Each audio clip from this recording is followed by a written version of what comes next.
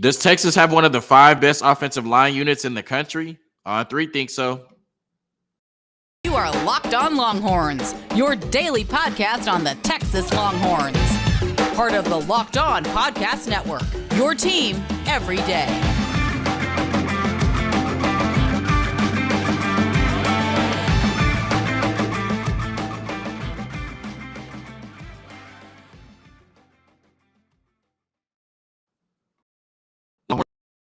And David, your host. Today's episode of Locked On Longhorns is brought to you by FanDuel Sportsbook, the official sportsbook of Locked On. Make every moment more. Visit FanDuel.com/lock today to get started. On today's episode of Locked On Longhorns, we are talking about On Three's top 10 offensive line rankings. They have Texas at number 5. Did they get it right? But more importantly, will Texas live up to that ranking this season? Then we're talking about the Texas basketball team. I think, a really good sign that Tyrese Hunter might be returning to the 40 acres next season. And last but not least, we're talking about the Texas baseball team, who won 10-5 last night against UT Arlington. All of that and more on today's episode of Locked On Longhorns, part of the Locked On Podcast Network, your team every day. But first, we're going to talk about On Three's top 10 offensive line units heading into the 2023 season. Just want to give a quick shout out to On Three, period, for putting these lists together. It's been really cool to see how they rank these different units across the country. Also, it's been great for content, right? They're giving me something to come on here and ramble for 8 to 10 minutes about every day. So we've talked about the top 10 quarterback rooms in the country. Texas came in at number 3 behind USC and LSU. We've talked about the top 10 wide receiver rooms in the country on this show. Texas came in at number 2 behind Ohio State. I've also seen lists for top 10 running back rooms. Texas was not on it. Top 10 defensive line units. Texas was not on that. Top 10 linebacker units. Texas was not on that. Top 10 defensive coordinators. Texas wasn't on there. I thought Pete Kwiatkowski could have got some consideration. And then top 10 offensive coordinators. Sark technically isn't our offensive coordinator, so it made sense why he wasn't on that list.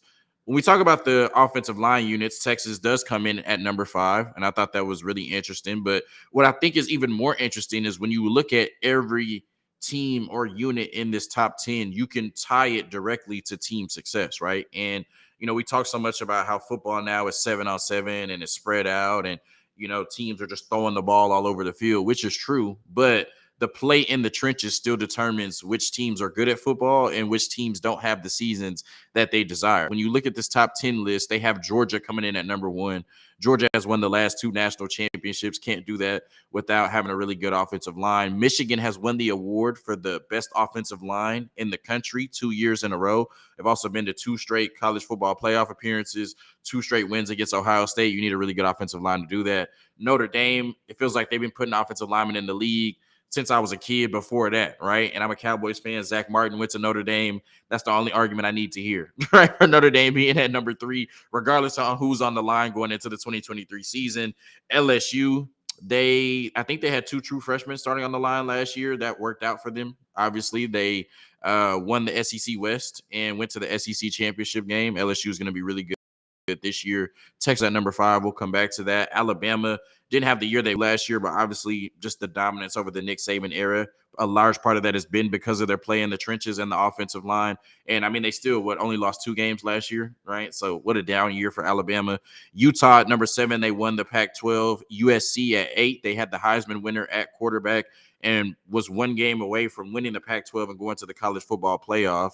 Florida State, I'm not sure if they won the ACC last year, but they were one of the best teams in the ACC and the favorite to win it this season, probably over Clemson. And then Kansas State won the Big 12 last season. So those are the top 10 offensive line units heading into the 2023 season for On Three. And as you can see, all 10 of those units had success on the field last year. When you talk about Texas being ranked number 5, and do I think they got this ranking right? I'm not sure if Texas is going to be the 5th best offensive line unit in the country this year. And I think what's more important than them having the talent to be recognized as the 5th best offensive line unit is playing like the 5th best offensive line unit. And I'm not sure if they're there yet, but I do understand the ranking because, one, you brought back all 5 starters on your offensive line. And that is such a blessing and such a rarity in college football, right? And so to be able to say I brought back all 5 starters on my offensive line from last year, even if all 5 of them don't start, you're miles ahead of almost every other team in college football, right? In terms of returning all 5 starters.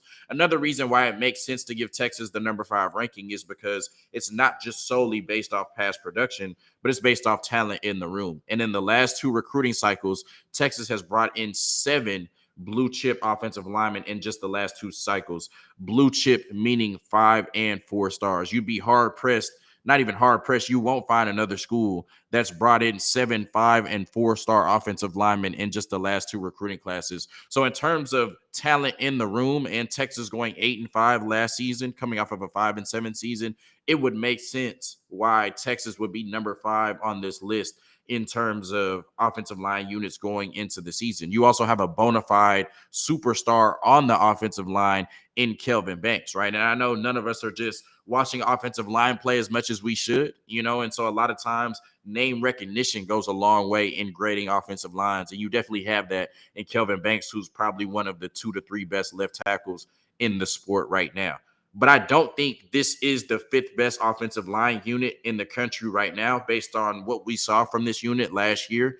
And I think they have the potential to be one of the 5 best this season and moving forward. But it's going to take a lot of improvement from everybody on this unit. So when we start with everybody that played significant snaps on this offensive line last year, there were 6 players, and we're going to go through each player in their PFF grades in terms of run blocking and pass blocking. So Kelvin Banks, who, jumped onto the scene as the Big 12 freshman of the year, he definitely was a superstar, looks like a 3-year player, looks like a top 10 draft pick in 2025, one of the best left tackles in college football. And you looked at his run blocking grade for last year, it was a 64.9. I think that's really good for a true freshman, but it's not on the level of elite, right? And if we want to tab Kelvin Banks as an elite left tackle, then I think his average run block grade that was at 65 last year is good for a good player. For an elite player, we want that closer to 70. So I think even Kelvin Banks, who was the superstar of this line last year, has a long way to go in terms of being elite, especially when you talk about run blocking. Pass blocking grade for the season was 77.9. That was really good. Obviously, he jumped on the scene. We saw in week 2 when he held his own against Dallas Turner and Will Anderson. We knew that Kelvin Banks was going to be special, and that continued throughout the remainder of the season. His best game in terms of PFF grade last year, he had an 80 overall grade. It was like actually 82 or 83 was the Kansas game. No surprise there. We dominated Kansas. That game was over in the second quarter. Bijan Robinson broke his personal records for rushing yards and rushing touchdowns in that game, large part because Kelvin Banks was dominant on that left side. When you looked at Hayden Conner last year, his overall run blocking grade was a 50.8. That is not good. His pass blocking grade was 66.5. So that is about average. I would say that's about above average, but the run blocking grade 50.8, leaving a lot to be desired. His best game last year, according to PFF, was Kansas State. Jake Majors, his run blocking grade last year was a 58.3.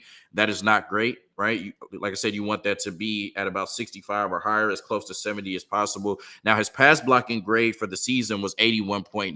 That's really good. Obviously, I just told you that Kelvin Banks' pass blocking grade was 77.9. So Jake Majors was really good in terms of pass blocking in the middle. This offensive line was really good in terms of pass blocking overall, but it was the run blocking that was really concerning, and why I'm skeptical to say we have one of the 5 best offensive line units in the country. His best games were Oklahoma State and Kansas. Oklahoma State, we were really good in the first half, lost that game, and then I told you about Kansas and Bijan Robinson breaking 2 personal records.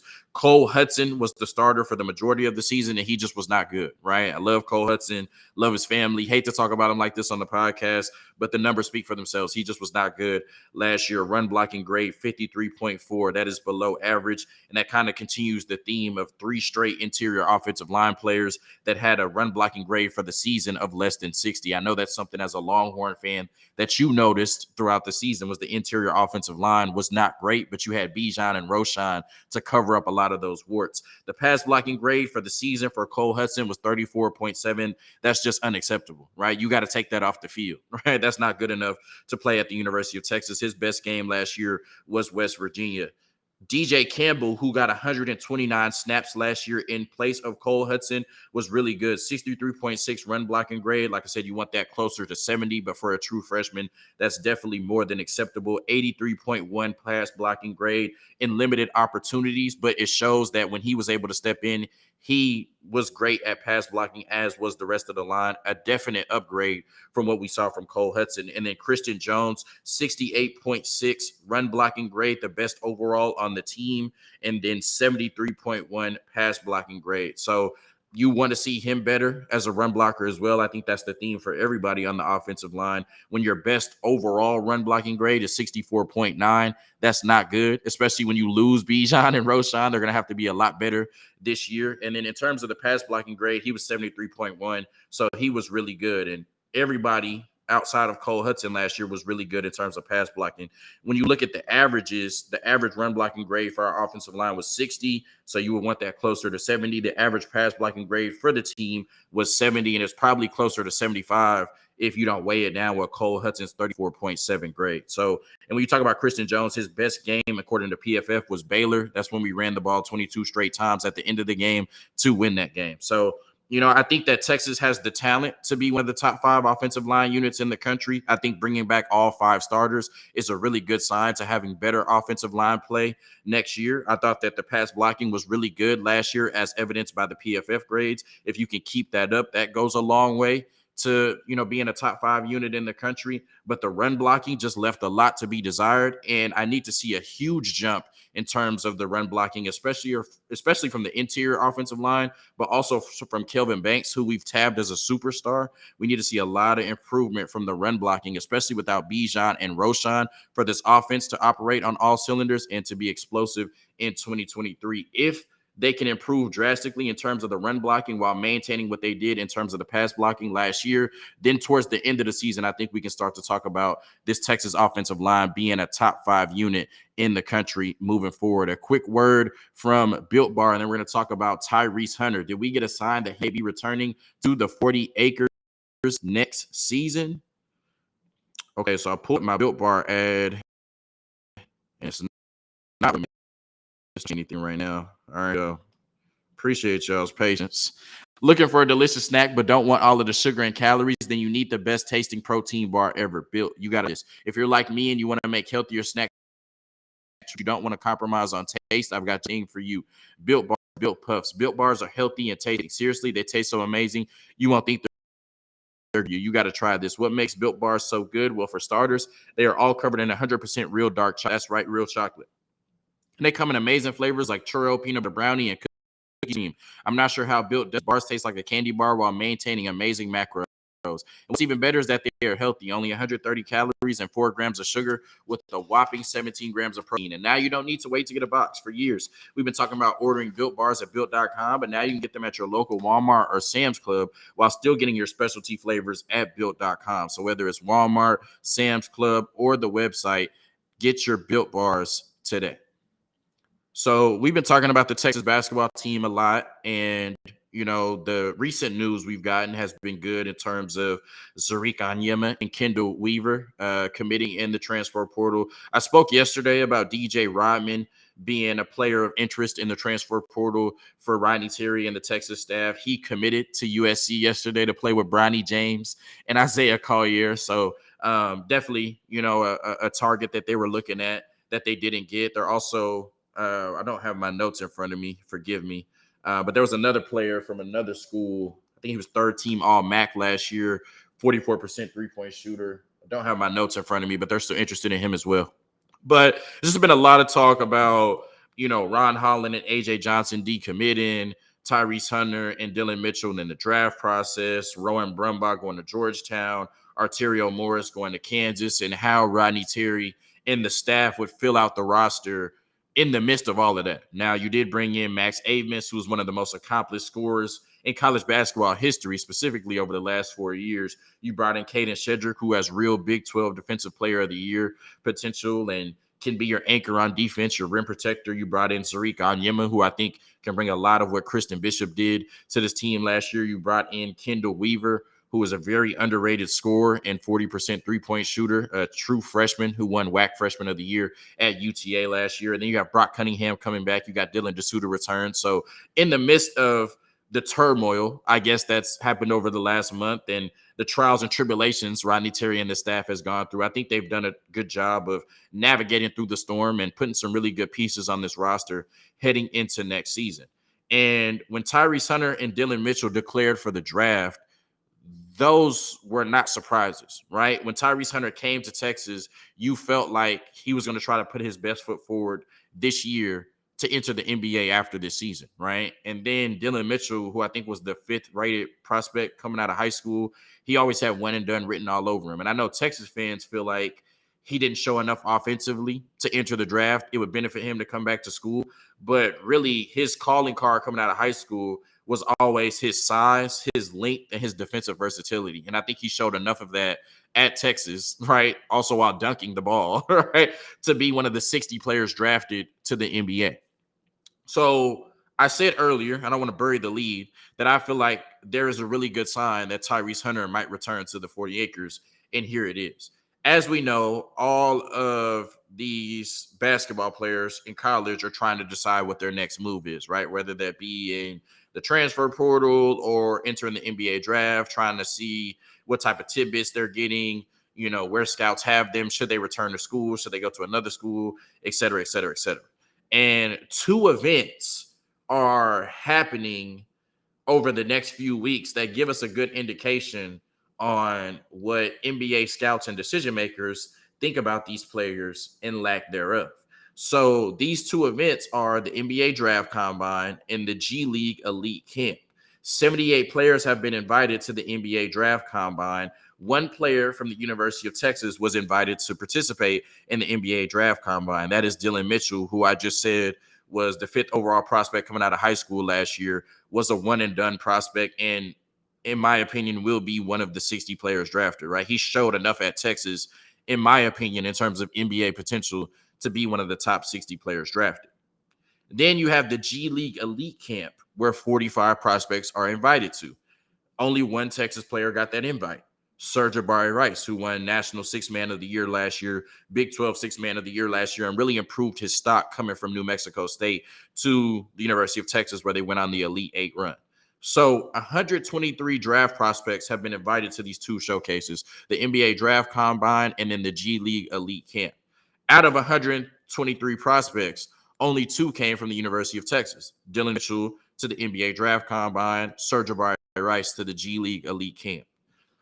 If 60 players get drafted every year into the NBA and 123 prospects have been invited to showcase their skills for NBA scouts and decision makers, and Tyrese Hunter is not on either one of these lists, that would tell me that the NBA is not high enough on Tyrese Hunter for Tyrese Hunter to continue to go through the draft process, right? If 60 players get drafted, double that get to work out in front of NBA scouts and decision makers in an official capacity, and your name is not on this list. And when you look at Timmy Allen and Marcus Carr, I think they both objectively were better than Tyrese Hunter last year.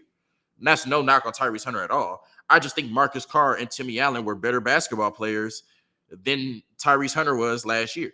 Neither one of them are one of the 123 prospects invited to these 2 showcases, including Tyrese Hunter, right? That tells me that the NBA is not high on Tyrese Hunter, and it would benefit him to come back to the University of Texas. I'm not telling him to come back to the University of Texas because I want to see him in a burnt orange and white jersey, and I want Rodney Terry to fill out this roster, right? If he had legitimate NBA potential, I would definitely want him to go to the NBA. But 123 prospects being invited to the NBA Draft Combine and G League Elite Camp, respectively, and your name is not on either one of those lists, tells me you do not have a really good chance of, 1, getting drafted, 2, getting invited on a team, whether it's the Summer League, or B, just being in the NBA next year, period, right? And so it would seem as though then your best options are returning to the University of Texas to play for another year under Rodney Terry, or going overseas to play basketball. And in my opinion, overseas basketball will always be there, right?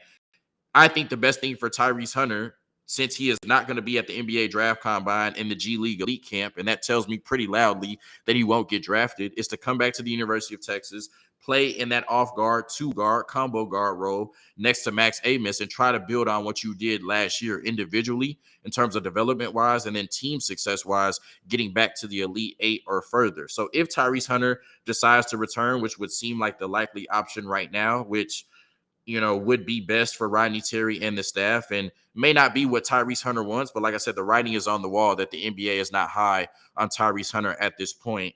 Your roster right now, or at least your rotation, would look like Max Amos at point guard, Tyrese Hunter and Kendall Weaver as your combo guards. Kendall Weaver probably coming off the bench. Brock Cunningham at the small forward. He's likely to come off the bench. Zariq Onyema, not sure if they want to put him at the 3 and go big, or he's going to come off the bench in that Christian Bishop role. Obviously, Dylan Dessou coming back as your starting power forward, one of the best power forwards in the country. And then Caden Shedrick, like I said, somebody who has real Big 12 Defensive Player of the Year potential. And then you need a versatile wing, somebody like Ron Holland, right? Somebody that can score at the rim and from the 3-point line and guard 2 to 3 positions, preferably 1 through 3. That's something that Ron Holland would have brought to this team. I think he is a perfect fit for this team. Hopefully they can still bring him in and keep him away from Arkansas or the G League. But I think if you can't get Ron Holland, you need that type of player, right? Somebody that brings versatility on the offensive end and can play off of Max Amos, Tyrese Hunter, Kendall Weaver, Dylan Dessou, whoever it is, and then somebody that can guard multiple positions on defense. And then I think we need another combo guard, kind of how we had last year with Rice, Morris, Tyrese Hunter, and Marcus Carr, right? If we have Max Amos, Tyrese Hunter, and Kendall Weaver, I think you need one more guard that shoot the 3, be a secondary playmaker, right? Doesn't have to average 3-4 assists a game, but somebody that can set up your teammates down low, and then also somebody that can defend multiple positions. We know that's a requirement at the guard position for Rodney Terry. So I think Tyrese Hunter coming back would be a really good sign for Texas and the Texas staff. I think Tyrese Hunter needs to come back based on him not being one of the 123 prospects invited to the NBA draft combine or the G League elite camp. And like I said, he can come back to the 40 acres next year, start next to Max Amos, and, hopefully improve his individual draft stock and, hopefully take this Texas team back to the Elite Eight where they belong. A quick word from our sponsors, and then we're going to talk about the Texas baseball team to close out today's episode. So when we talk about the Texas baseball team, they are now 33-17 on the season. They just played their last midweek game of the regular season, UTA, last night. And, I know they had a lot of opponents this year that weren't up to par, but I think they did a really good job of, I can't remember maybe Cal State Fullerton at the beginning of the season. But Cal State Fullerton has good history in college baseball. But in terms of their midweek opponents, right? The opponents that they were supposed to take care of business against and the opponents they weren't supposed to lose to, they did a really good job of beating up on those teams this year. And UTA was no different, 10-5 in this game on Tuesday night. They jumped out to a 4-0 lead. Now, what has been a huge concern for this baseball team, and I think it's a huge concern going into the end of regular season and postseason play, is giving up runs in the 9th inning. That's when your closer should be able to come in. And I know it wasn't necessarily a closer save situation when the 9th inning started because you were up by more than 3 runs.